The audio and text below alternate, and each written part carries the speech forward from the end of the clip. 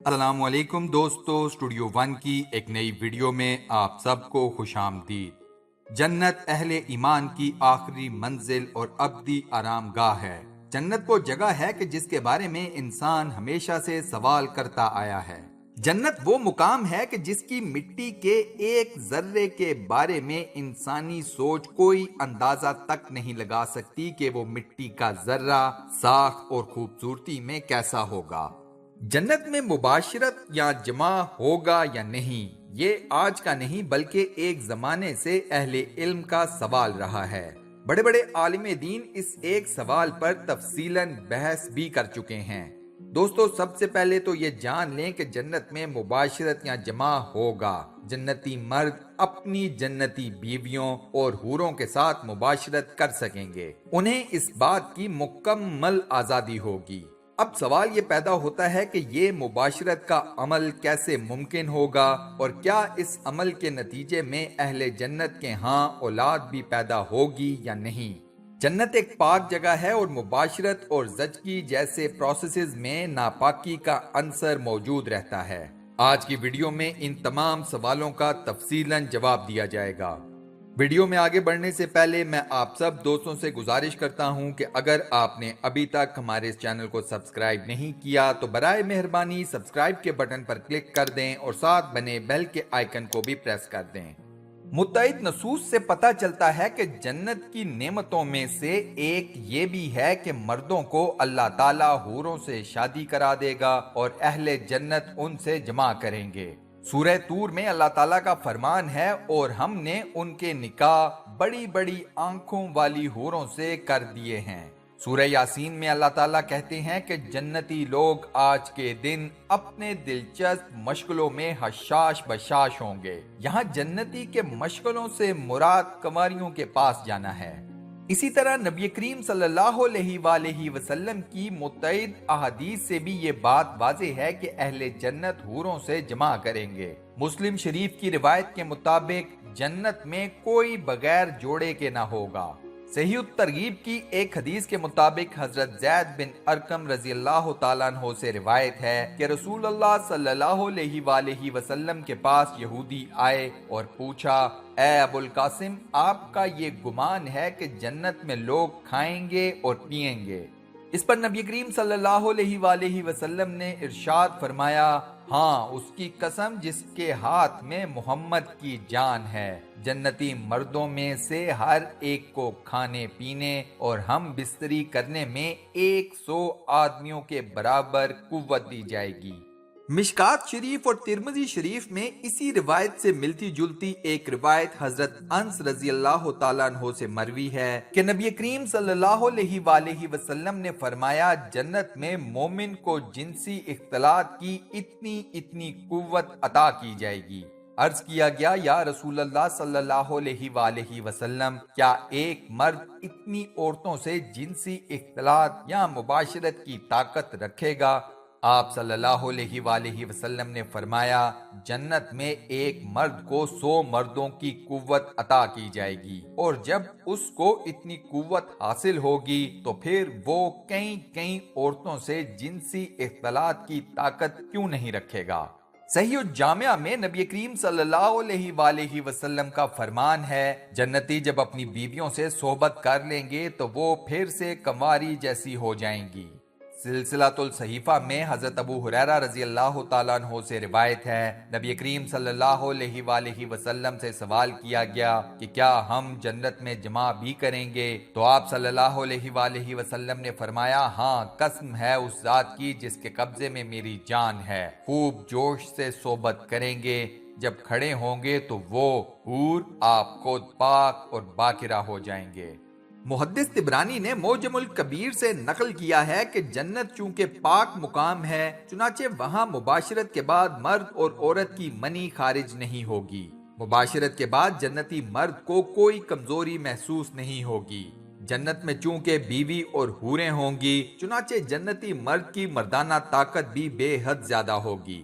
امام علی رضی اللہ تعالیٰ عنہ سے مروی ایک روایت ہے جس کی سند مضبوط نہیں، لیکن متن اس حوالے سے بے حد اہم ہے۔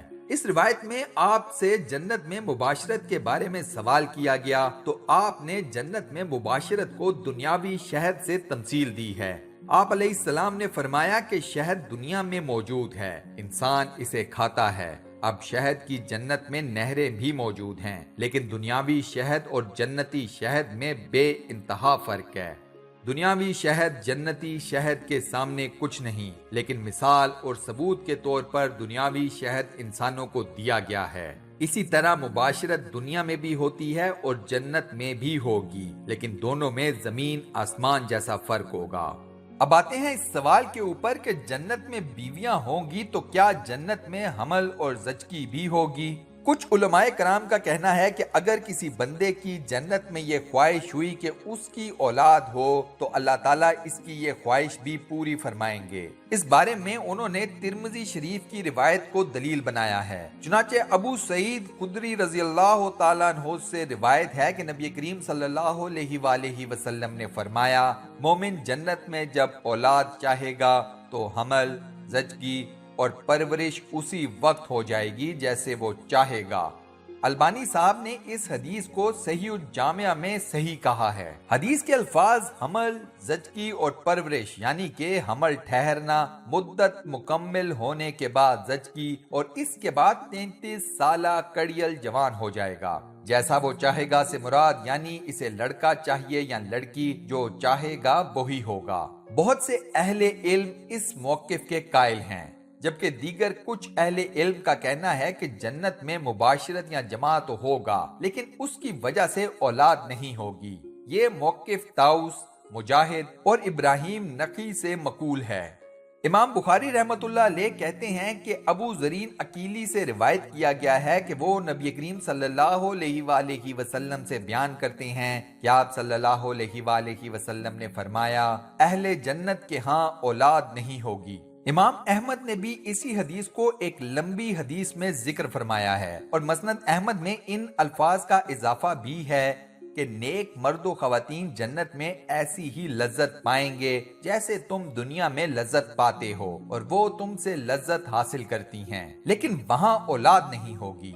ابن قیم رحمت اللہ علیہ فرماتے ہیں کہ اس حدیث میں تجلیات نبوت کے ایسے اثرات محسوس ہوتے ہیں جس سے حدیث کی صحت کا ادراک کیا جا سکتا ہے، لیکن شیخ البانی نے اس حدیث کو ضعیف قرار دیا ہے۔ شیخ شعیب بھی اس حدیث کے بارے میں کہتے ہیں کہ اس حدیث کی سند میں مسلسل مجہول راوی ہیں۔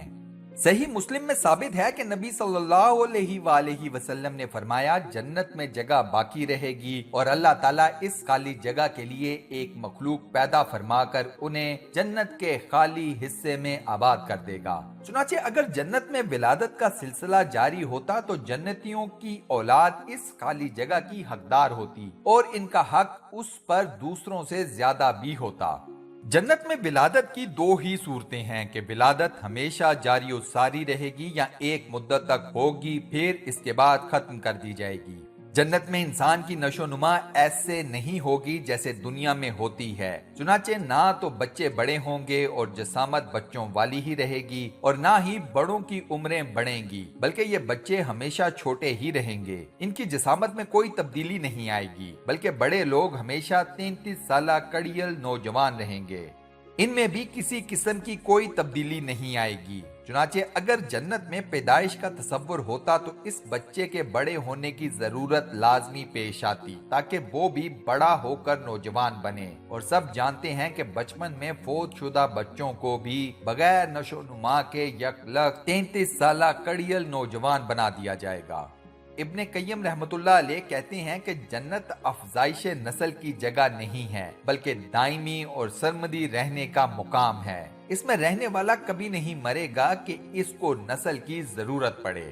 حضرت ابو ہریرہ رضی اللہ تعالیٰ عنہ سے روایت ہے کہ رسول اللہ صلی اللہ علیہ وآلہ وسلم نے فرمایا کہ اللہ تعالیٰ فرماتا ہے کہ میں نے اپنے نیک بندوں کے لیے ایسی ایسی نعمتیں تیار کر رکھی ہیں جو نہ کسی آنکھ نے دیکھی، نہ کسی کان نے سنی، اور نہ کسی بشر کے دل پر ان کا خیال گزرا۔ پھر آپ صلی اللہ علیہ وآلہ وسلم نے فرمایا اگر تم چاہو تو اس کے استدلال میں یہ آیت پڑھ لو، سورہ سجدہ آیت نمبر 32۔ پھر جیسا کچھ آنکھوں کی ٹھنڈک کا سامان ان کے اعمال کی جزا میں ان کے لیے چھپا کر رکھا گیا ہے، اس کی کسی نفس کو خبر نہیں ہے۔ اب ظاہر سی بات ہے جس کھانے کو ہم نے کھایا نہیں اس کا ذائقہ ہم کیا جانیں، جس پھل کو ہم نے نہ دیکھا نہ چکھا اس کی لذت ہمیں کیا معلوم، جس نعمت کو ہم جانتے ہی نہیں اس کا خیال دل میں کیسے گزرے۔ بس یہ سمجھ لیجئے کہ دنیا میں ہمیں جو کچھ ملا ہے آزمائش کے درجے میں ہے اور ہم اسی میں گم ہو جاتے ہیں۔ جنت میں جو کچھ ملے گا نعمت کے درجے میں ہوگا۔ اللہ تعالی ہم سب کو نیک اعمال کر کے جنت کے اعلیٰ درجات میں مقام حاصل کرنے کی توفیق عطا فرمائے، آمین۔ دوستو کمنٹ سیکشن میں آمین لکھ کر اس دعائے خیر کا حصہ ضرور بنیں اور صدقہ جاریہ کمائیں۔ اس ویڈیو کو لائک اور اپنے واٹس ایپ، فیس بک، ٹویٹر اور دیگر سوشل میڈیا اکاؤنٹس پر شیئر کرنا مت بھولیے گا۔ جزاک اللہ۔ انشاءاللہ اگلی ویڈیو میں آپ دوستوں سے ایک بار پھر ملاقات ہوگی، تب تک کے لیے اللہ حافظ۔